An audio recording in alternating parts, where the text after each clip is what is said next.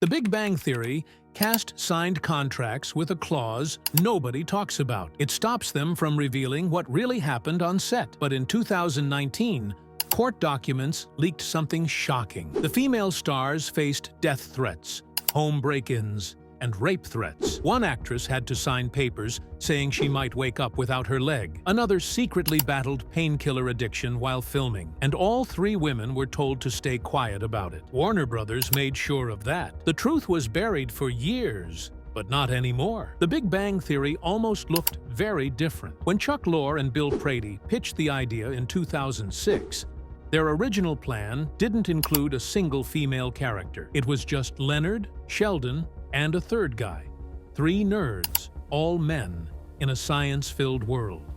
No women. At the time, studios didn't think women in science comedies could really work, but when they showed it to test audiences, the feedback was clear. Something was off. The show felt too flat, too narrow. So the creators added a female lead. At first, that role was played by Amanda Walsh. Her character was called Katie, tough, sarcastic, and a bit cold. Test audiences didn't like her. Her energy clashed with Leonard and Sheldon, who were supposed to be gentle and socially awkward. CBS executives weren't convinced either. They thought Katie came off as mean, even toxic. The show nearly fell apart before it began, but instead of giving up, the creators reworked everything.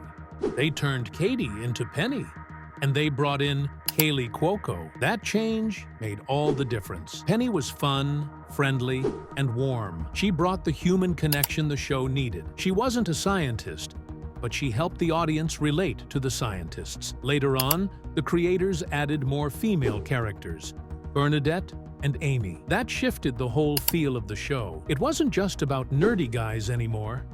It became a story about friendship, love, and social awkwardness from both sides. As the show got bigger, so did the pressure. By 2014, Kaley Cuoco, Jim Parsons, and Johnny Galecki were each earning about $1 million per episode. The syndication rights were worth over $1 billion. A 30-second ad during the 2013-14 season cost $326,260, second only to NFL games. With that kind of money on the line, image control became everything. Kaley, along with Melissa Rauch and Mayim Bialik, felt the weight. They had to stay likable. Any slip-up, even off-screen, could hurt the brand. The pressure grew so intense that in later seasons, the 5 lead actors took pay cuts so Bernadette and Amy could get equal salaries. It showed how valuable the women had become, but also how much harder they had to fight to stay in the spotlight. Even before Amy Farrah Fowler became a fan favorite, there was hesitation. CBS executives weren't sure people would accept a female neuroscientist as quirky and brilliant as Sheldon. They feared viewers might find her too intimidating. But that fear was wrong. Mayim Bialik made Amy funny, lovable, and human. She and Melissa Rauch brought new energy to the show. Amy even won a Nobel Prize in the story. Bialik herself got 4 Emmy nominations. Viewers didn't just accept smart female scientists, they loved them. Behind the scenes, there was another twist. Kaley Cuoco and Johnny Galecki, who played Penny and Leonard, had a real-life romance during the early years of the show. It started secretly during season 1. Kaley had a crush right away, but Johnny didn't catch on. Later, while filming a scene in an elevator shaft for the episode The Nerdvana Annihilation, they realized something had changed. They fell for each other that day, but they didn't want anyone to know. They worried it might break their contracts or ruin the show, so they kept it quiet. No public dates, no hints on set. They even used secret signals to talk to each other. By the time they filmed their first on-screen kiss in the Middle-earth paradigm, they had already kissed in real life. That first real kiss happened in Johnny's trailer. So when they finally kissed on camera, it wasn't just acting, there were real emotions behind it. Kaley later said she felt nervous, but also confident in her Halloween costume. That scene became one of the most electric moments in early Big Bang history. Fans could feel the chemistry, but didn't know the real reason why. Their romance lasted almost 2 years.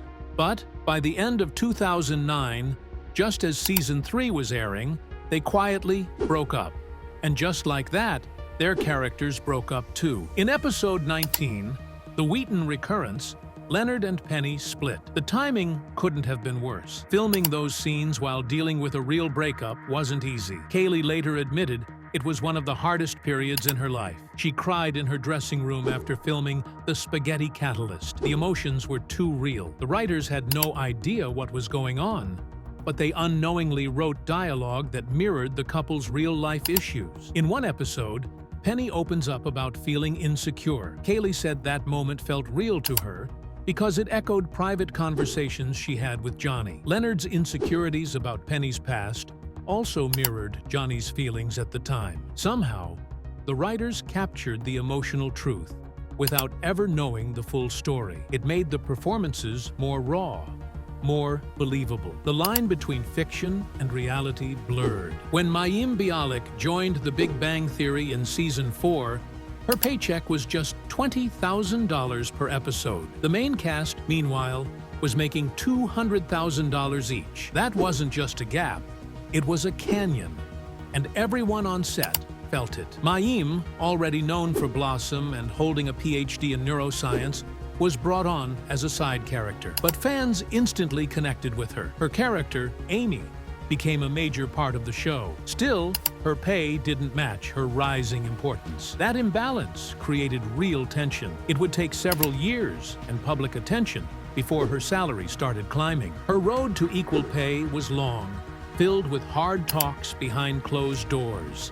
It was a reminder that even on one of TV's biggest shows, not everyone was treated equally. Melissa Rauch faced an even tougher start. When she came in as Bernadette during Season 3, she earned just $1,500 per episode. That's what's called scale in the industry, bare minimum. Her character took off fast. She became a fan favorite and married into the core cast, but her paycheck didn't grow right away. Even after becoming a regular, she was still earning far less than the others. Slowly, her pay rose. $45,000, then $60,000, and then $100,000 per episode. By the end of the show, she was making $500,000 per episode. In the final 48 episodes alone, she earned $24 million. But that didn't come easy. She had to fight her way up, season after season. It was a clear example of how success doesn't always come with fair pay in Hollywood. Even Kaylee Cuoco,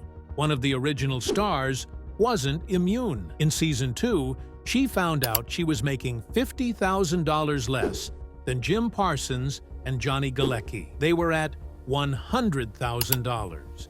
She was at $50,000, and she was supposed to be their equal. That discovery led to some very heated negotiations. Kaylee pushed hard and, by Season 4, got to $200,000 per episode. After that, she kept climbing, $350,000.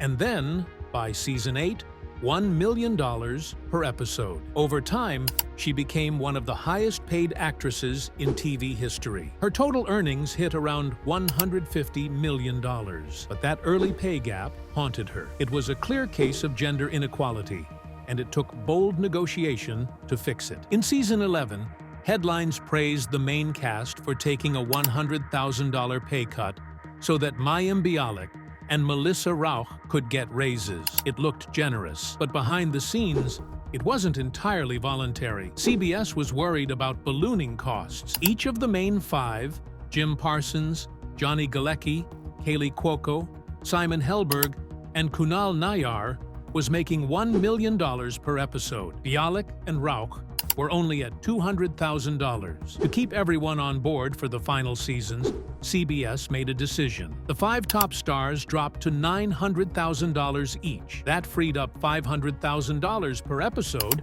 to boost Bialik and Rauch to $450,000 each. It was good PR, but also basic budget math. Without those cuts, the show might have collapsed under its own weight. It was a business move, dressed as solidarity. But not every cast member supported the raises. Jim Parsons, according to reports, was privately against matching salaries for Bialik and Rauch. He warned it could set a dangerous precedent. If supporting actors on other shows started demanding the same, producers could face major problems. He didn't speak about it publicly, but people close to the show said his concerns created even more backstage tension. Eventually, the pay structure changed, and Bialik and Rauch got their raises. But it was clear, money could divide even the closest casts. Off-screen, Bialik faced storms of her own. In 2009, she told People magazine that her family didn't vaccinate.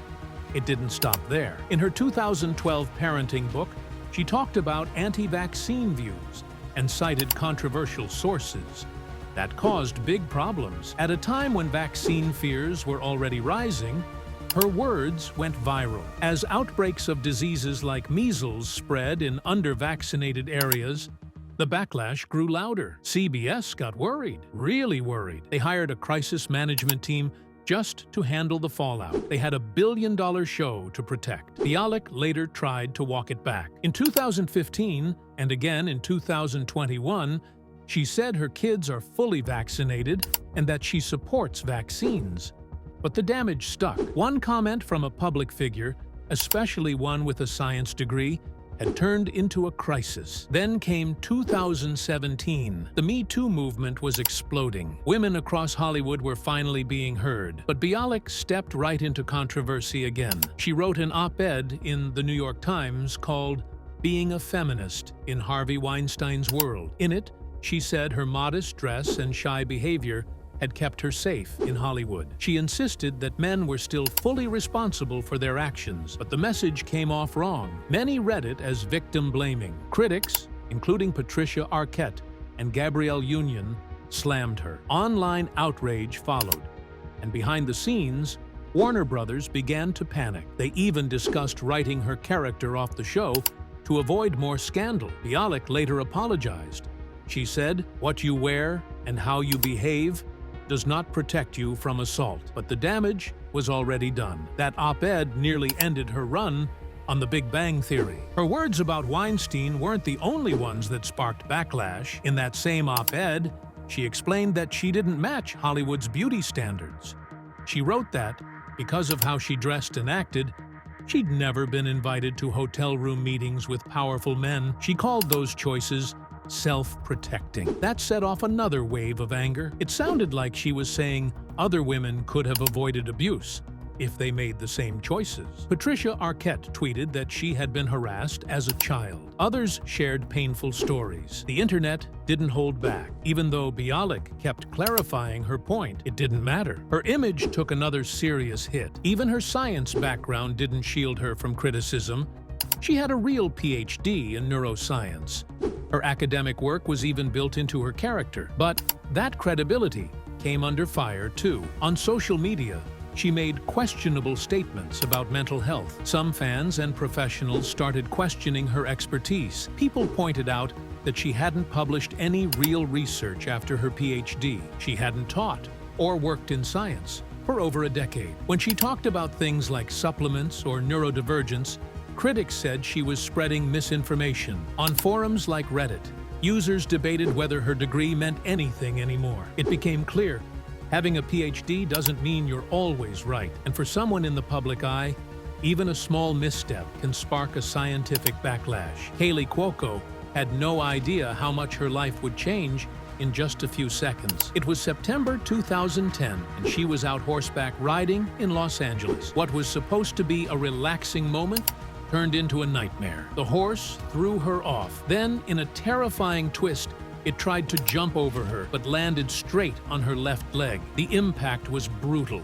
Her bones snapped so badly that they tore through the skin. Both her tibia and fibula were shattered. It was a compound fracture, the kind that makes surgeons panic. At the hospital, things got even more serious. Doctors told her they might have to amputate the leg. Before surgery, she had to sign a form saying she understood she could wake up without it. That was the moment everything paused. Chuck Lorre, the creator of The Big Bang Theory, later said it was the scariest time in all 12 years of the show. She was lucky. A top orthopedic surgeon, Dr. Stephen Lombardo, happened to be available. He operated within 2 hours. That speed saved her leg. She surprised everyone by walking out in a boot, just 2 weeks later. She only missed 2 episodes of the show. Even though the physical and emotional pain lasted much longer, Cuoco turned the scars into a reminder of her strength. But her troubles didn't end there. While she was recovering,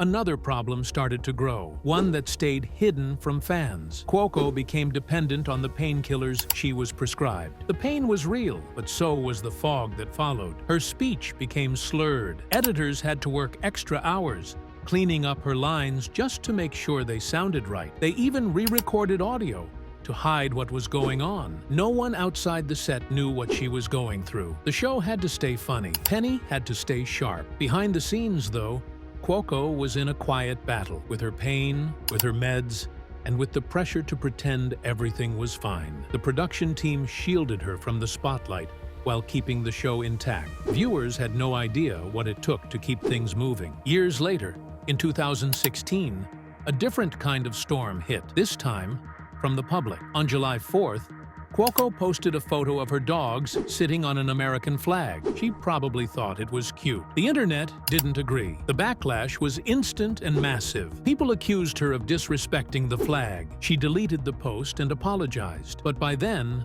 the hate had spiraled.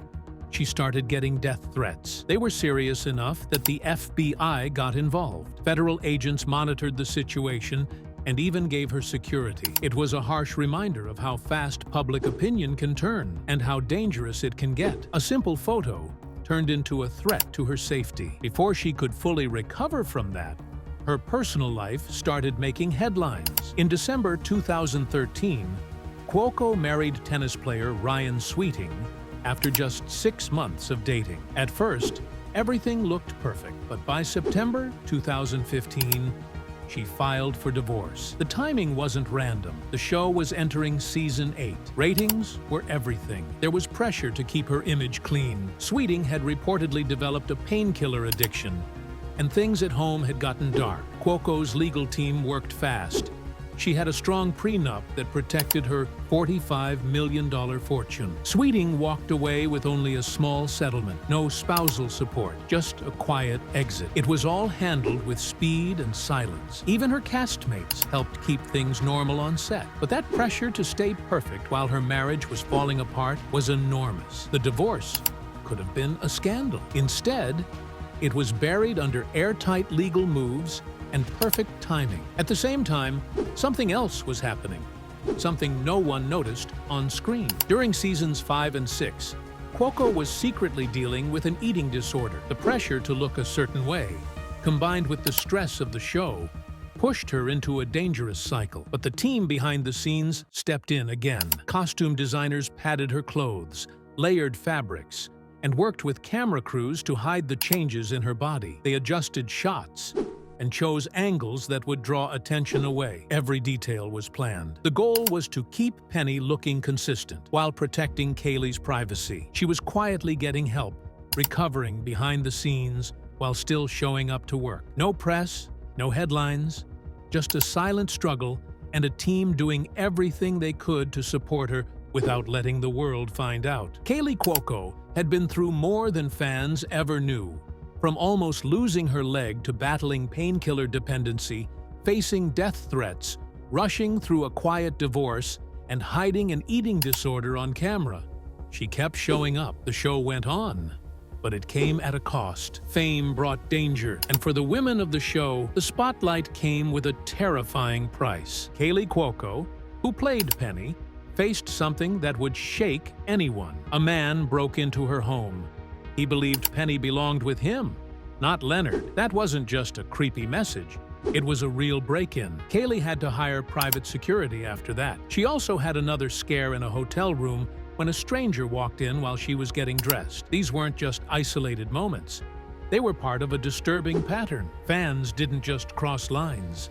They shattered them. For Kaylee, fame meant living in fear. But she wasn't alone. Mayim Bialik, who played Amy, went through her own nightmare. When Amy and Sheldon's relationship turned physical on the show, some fans exploded with rage. They didn't think Amy was worthy of Sheldon. The result? Mayim received rape threats, not just mean comments or insults, Actual threats. Things got even worse when she wrote an op-ed in the New York Times about harassment in Hollywood. Some readers twisted her words, claiming she was blaming victims.